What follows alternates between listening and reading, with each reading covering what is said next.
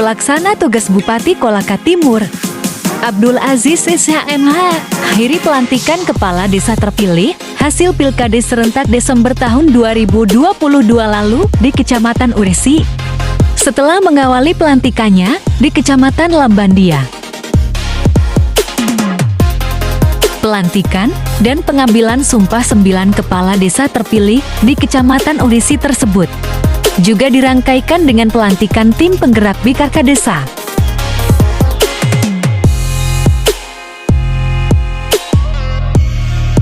Diketahui, usai pelantikan 9 kepala desa terpilih dan ketua tim penggerak BKK Desa tersebut, dilanjutkan dengan kegiatan musyawarah perencanaan pembangunan atau musrenbang tingkat kecamatan.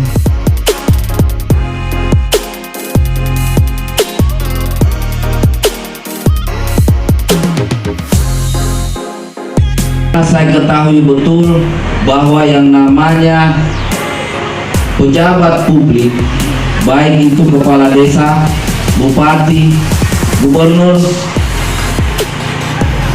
yang enak itu pada saat dilantik dan terima gaji. Selebihnya itu beban. Tantangan ke depan Pak Desa akan kita hadapi. Dinamika perubahan situasi ini akan nyata di depan Pak Desa. Sehingga kenapa hari ini saya selenggarakan di Kecamatan Uresi. Saya tahu persis bagaimana masyarakat ingin melihat secara langsung.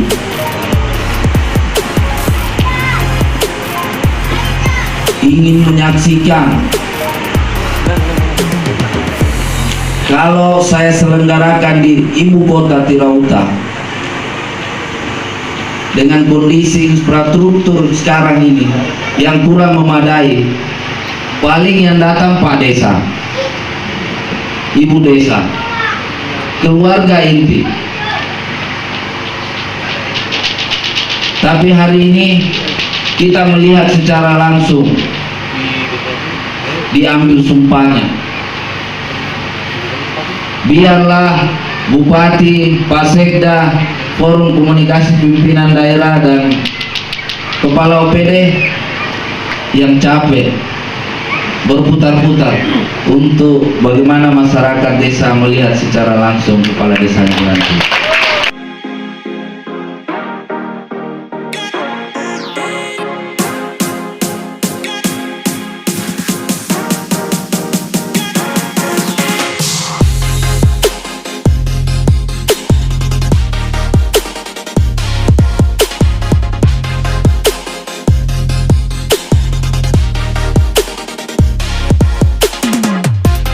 Saling berkolaborasi dalam menjalankan 10 program pokok PKK agar semua berjalan dengan lancar.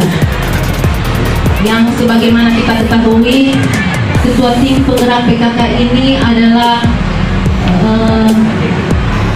organisasi atau di mana peran perempuan bisa kita bersama-sama untuk saling bekerja sama untuk mensukseskan 10 program pokok PKK.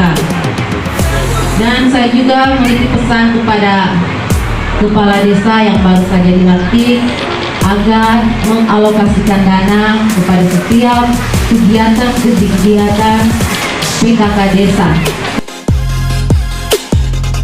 Saya juga mau menyampaikan bahwa memang angka stunting kita di Kolaka Timur meningkat. Nah, dari pemerintah daerah sendiri bagaimana mendekati untuk menekan angka stunting di lingkungan desa? Kalau angka stunting di Kolaka, satu-satunya kabupaten yang paling rendah di Sulawesi Tenggara. Kita yang paling terendah. Nah, jadi langkah yang kita lakukan dengan dinas terkait itu adalah bagaimana memberikan asupan gizi kepada masyarakat kita, terus memanfaatkan lahan-lahan pekarangan yang ada di sekitar rumah. Itu kita sudah intervensi bagaimana pemberian bibit termasuk dengan pemberian asupan gizi kepada masyarakat. Jadi perlu saya himbau kepada masyarakat yang ada di tiap desa, bagaimana nanti kita akan memberikan bantuan, baik itu semacam bibit, sehingga ini bisa kita menekan angka stunting, termasuk dengan asupan gizi. Itu yang akan kita data, sehingga kedepannya angka stunting ini bukan hanya di tingkat provinsi Kaltim yang paling terendah, tapi insya Allah kita target bisa masuk ke tingkatan nasional paling terendah. Kan ini rencana mau rapat koordinasi dengan BIMTEK bersama untuk bagaimana potensi yang ada di desa itu, baik itu potensi sumber daya alam, sumber daya manusia, itu harus terkelola sehingga secara nyata kita bisa maksimalkan dengan melibatkan BUMDes. Contoh kecil, BUMDes ini bisa kita buat RMU yang dikelola oleh BUMDes, sehingga nanti pengelolaannya ini dikelola oleh BUMDes. Nah, inilah makanya pelan-pelan kita masih benahi, mudah-mudahan yang tadinya pengelolaan BUMDes ini hanya 2 kecamatan, pelan-pelan mudah-mudahan di kedepannya bisa ada peningkatan.